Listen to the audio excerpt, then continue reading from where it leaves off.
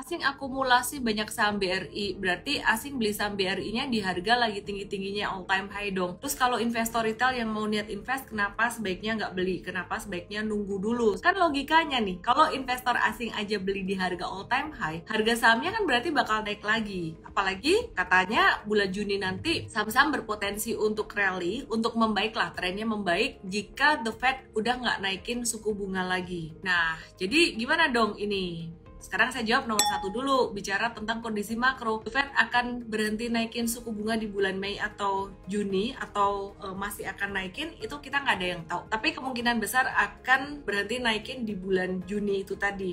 Jadi dari FOMC minutes, Fed juga masih gontok-gontokan sendiri, ada yang bilang udah cukup, ada yang bilang masih perlu naik. Kemudian jawaban saya simpel banget.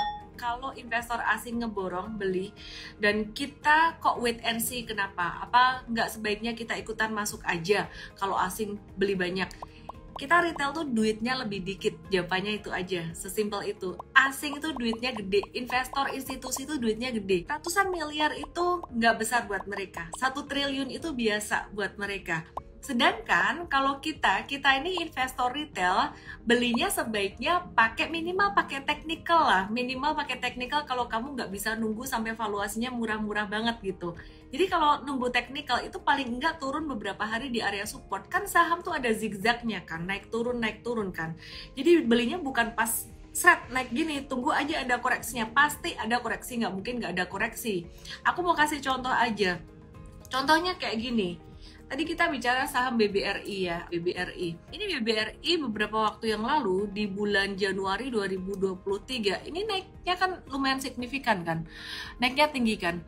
Nah, di sini ini ada zigzag. Ini ketika dia naik, ini ada zigzag di sini, zigzag kecil. Ini ketika dia naik, ini ada zigzag lagi. Ketika dia naik, dia ada zigzag lagi, turun lagi.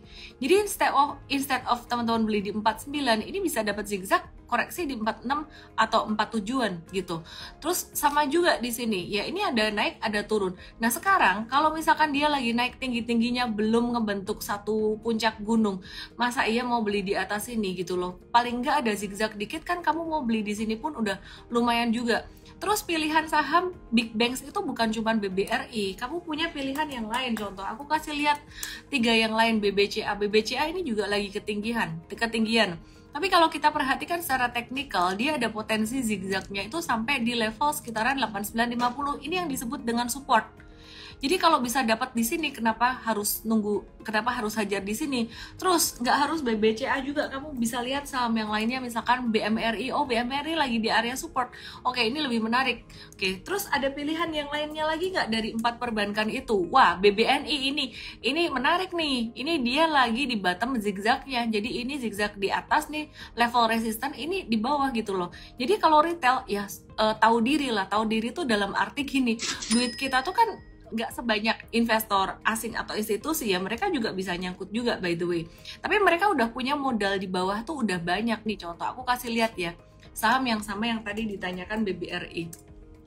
Mereka mungkin ada beli di level all time high di atas sini, tapi mereka tuh juga punya modal di bawah sini. Mau tahu nggak alasannya?